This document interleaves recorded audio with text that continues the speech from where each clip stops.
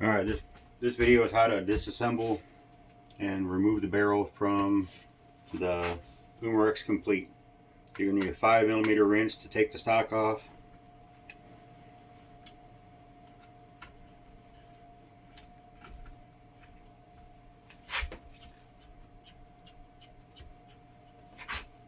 Set that aside. We're going to remove the stock, put that over here. You're going to have to degas your gun. Degas it. This one's already empty. And remove the degassing screw all the way.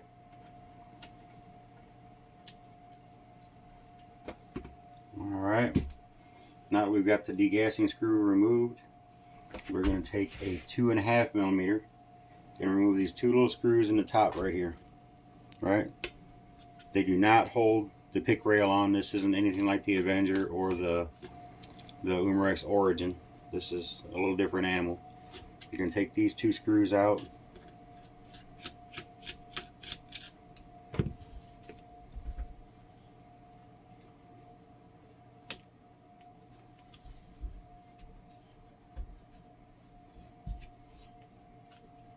Come on, get out of there.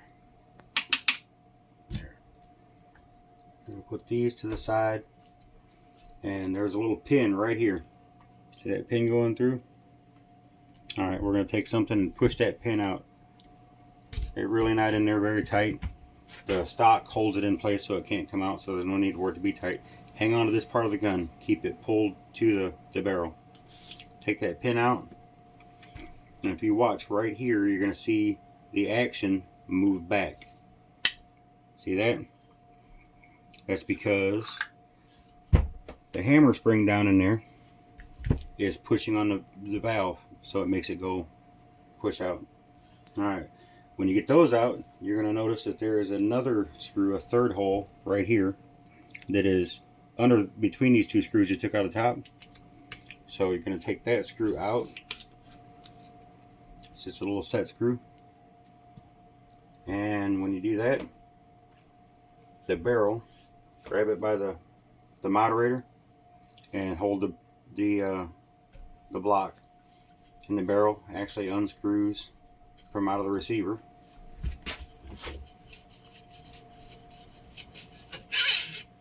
And there's your barrel. You'll notice there are no transfer ports in this barrel because it is somewhat like an FX. It has a thimble right here. This little piece right here has a transfer port and a barrel O-ring in it, and all this does is butt up against it and seal to it with a, I think it's got an O-ring in here. I really can't see. I'm not going to take it that far down to show you how, if it does or not, but that's how you get the barrel out of it. And there's the shroud, just slides off. If you're trying to get the moderator off, this is just like the Origin. That moderator is made on there. There's a set screw right there, but on the Origin that does nothing for you. This thing is molded. On the Origin, it's molded over 2 snap rings, and you have to pretty much destroy the moderator to get it off. But that is how you do that. Now if you take your nitrogen tank off of it and look at this, all this is a 88 gram to paintball tank adapter. That's all this piece is. 88 gram in this side, paintball tank in this side. Any guys that are looking to put a PCP bottle on your gun, all you have to do is remove that little set screw right there, and that is a 2mm. Take that little set screw all the way out and set it aside, and you can unscrew this thing. I've seen these on other guns before. I know Umarex sells this exact part so you can put an 88 gram tank on some of the guns that they sell that have a paintball tank on the back, a CO2 tank, right? So there's a flat spot on this right there, and that's what that screw sets into, so it can't turn. It doesn't need it because when you put pressure to it, it won't turn anymore. But that's just a store-bought, sometimes sure Umarex had on their shelf adapter. So any of you guys that want to convert one of these, this is the way without taking your gun apart. You leave this in the gun, and this is an eBay or Amazon adapter. It does just the opposite. Paintball tank here, 88 gram on this side. This is just the opposite. 88 gram here, paintball tank here. So you don't have to take your gun apart. You just buy this little adapter, and you can screw this right onto your PCP bottle, your regulator, and that's what you do. You put that in there and it hangs out the front of the gun. Unfortunately, because of the diameter, the forestock won't fit on your gun anymore. But anybody that wants to do this, you don't even need to buy this adapter. If you're willing to take your gun out of the stock so that you can get to the set screw and remove this piece, you'll find that the paintball tank screws right into the gun without that piece. Just screws on there like that. And if anybody wants to see what the regulator in this gun looks like, that piece that I'm screwing it into is the regulator. Just takes a minute to turn this off of here, but just thread it in there really deep. And once you get it unscrewed to where the threads are out, there's O-rings on it that hold it from just falling out. You have to, when you're sure it's unscrewed, you just kind of have to pull it and wiggle it a little bit. This is an adapter and a regulator all in one. That is your regulator. I've not turned mine. I've not checked it to see if it's adjustable, but that sure looks like that is an adjustment for the regulator. And if you're dealing with Umarex and you've adjusted your regulator, if you have a problem with something, that will for sure void your warranty that you've taken it down this far. But this is all this is. There's even the little pin inside there that opens the valve on the paintball regulator. And it's a pretty simple gun, looks like, to work on. Don't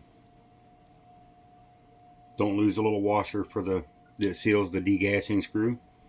This is the valve pin, and you'll notice it has an O-ring on it so that you don't get a blast of air when the valve opens from around the pin. That seals it.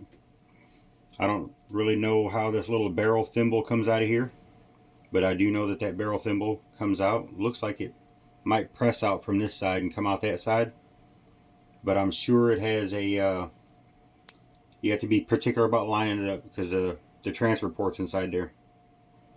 And like I said, there's no transfer port in the bottom of the barrel like you would normally see.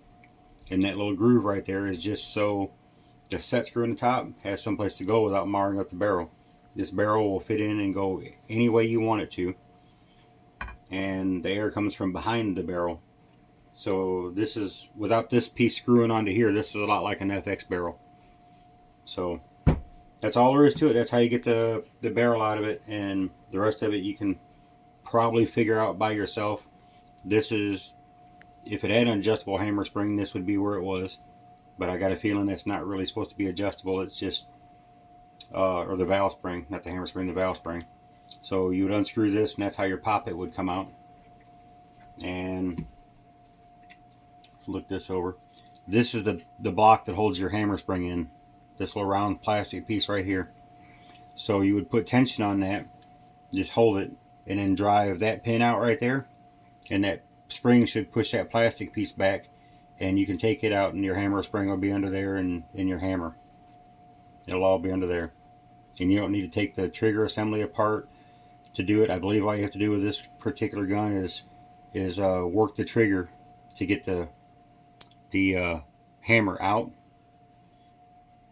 and you probably can't get a good shot, but down in there, right there, that's where the valve pin sticks through, and the hammer strikes it right there. So the hammer doesn't even stick out of this end, it all comes out that way.